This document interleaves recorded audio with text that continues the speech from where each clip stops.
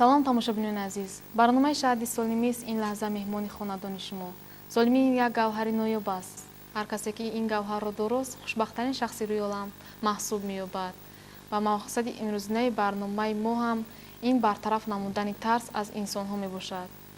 дар барнома чун ҳамешагӣ табиби ҳозиқ доктор Маҳмуд Кабирӣ иштирок доранд.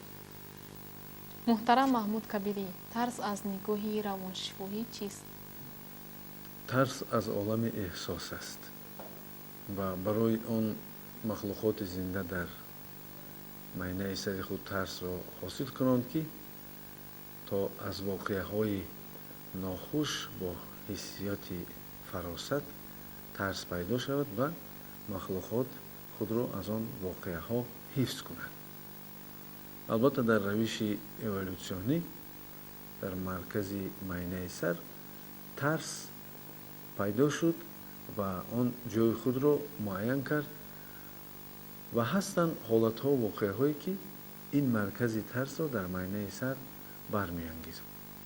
аз он ҷумла агар таъсиротҳои нохуше, воқеаҳои мудҳише ё ҳодисаҳое ки боиси ангезиши майнаи сар мешаванд агар ба маркази майнаи сар ки дар он ҷо нуқтаи тарс вуҷуд дорад таъсир расонанд, дар он вақт ин марказ ангезиш меёбад ва ҳангоме ки ин марказ ангезиш ёфт ҳиссиёти эҳсоси тарс дар одам ҳис карда мешавад.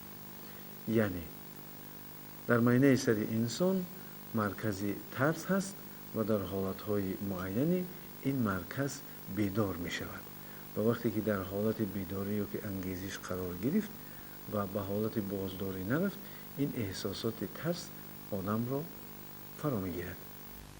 бале, дуруст қайд кардед. ва тарс барои одамон чӣ гуна аст? тарс дар одам метавонад ки таъсироте расонад ки ба тез-тез задани дил, ба вайроншавии хоб, бедоршавии шабона, нороҳат будан, ҳолати изтироб қарор доштан ва ҳоказо таъсиротҳое мерасонад ки метавонад ки ритм, яъне назми зиндагии инсонро вайрон кунад. хуб, мегуфтед ки дар ҳолати тарс кадом узв бештар зарар мебинад? вақте ки маркази тарс дар майнаи сар ангезиш ёфта ҳаст, махсус гормоне ҳаст ки дар майнаи сар адреналин ҳосил мешавад ва ин гормон ба тамоми сиришти одам таъсир мерасонад, аз он ҷумла ба тез-тез задани дил ки масалан бемории тахикардия ки ҳаст аз ҳисоби он аст ки ҳамин гормон зиёд ҳосил мешавад ва дигар узвҳо ҳам дар ҳамин ҳолати тез, яъне ки бо суръат кор мекунанд ва бисёр бемориҳо аз ҳамин рух медиҳанд. масалан бемории фишори баланд метавонад ки аз ҳисоби он адреналини зиёд шавад, зиёд ҳосил шудани гормони ғадуди сипаршакли гардан, аз он ҷумла ҳолати ангезиш будани майнаи сар ё ки ҳолати сахтшавии шикам ва ҳоказо, яъне тамоми бадан дар ҳолати ангезиш қарор дорад аз ҳисобе ки маркази тарс бедор аст ва ҳамин доруи адреналин ҳар замон ҳосил мешавад ба миқдори зиёд. яъне тамоми узвҳо аз ин ҳисоб осеб диданашон мумкин. тарс мана лағат кардаги буд. я худам гашта наметонистам, хоби нағз намерафтам. баъд бо воситаи телевизор ҳамин доктор Маҳмуд Кабирӣ фаҳмидам, ба ҳамино муроҷиат карда омадам. ҳа шукри худо муддати 6 рӯз шуд ки ман худама нағз ҳис мекунам. тоқа мегардам, нағз хоб мерам, саломатиам камтар нағз ҳаст. ба одамое муроҷиат кардани ҳастам ки ба ҳамин ҳол гирифторанд, ба Маҳмуд Кабирӣ муроҷиат кунанд, саломатиҳошон беҳтар мешавад. хуб, мегӯянд ки тарс ба инсон ва ҷамъият дар баъзан ҳолатҳо фоида меорад. ин гуфтаҳо то чӣ андоза асос доранд? албатта агар тарс назоратшаванда бошад барои ҳар инсон фоидаовар аст ва тасаввур кунед ки масалан агар ҳиссиёти дард набошад инсон баданашро метавонад ки аз даст диҳад ва эҳсосоти тарс ҳам дар ҳама ҳаст, чунки маркази тарс дорад ولی در بعضی ها اداره شونده هست، در بعضی ها اداره شونده نیست. و ترسی که اداره شونده هست انسان رو از عاقبت های ویران رفتارش یا که اخلاقش خبر میکند.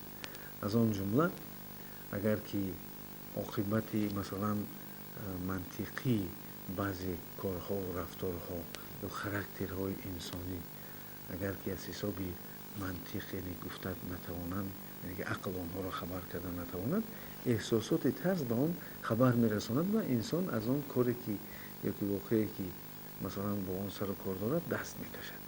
اگر مثلا در تحقیقات های ما نشان داده ایم که کسانی که بیشتر قانون‌های جمعیت، قانون‌های شریعت را، قانون‌های مثلا دولت را ویران میکنند، آنها همین احساسات ترسشان کمتر است یا که عموما همین مرکز آنها در حالتی آنقدر فعال نیست که آنها را از همین واقعه‌های ناخوش خبر کنند. ولی به هر حال نداشتن ترس، تماما نداشتن ترس، این به مانند آن است که نداشتن حسیات درد. برای همین البته در حالتی که ترس نظارت شونده هست، این به آدمان و جمعیت فایده آور است. ولی اگر که از نظارت بیرون شود میتواند که به شخصیت تاثیر رساند و شخصیت را کسلمند کند. بیهوده مثلا در دین اسلام نگفته است خداوند که از من بترسید.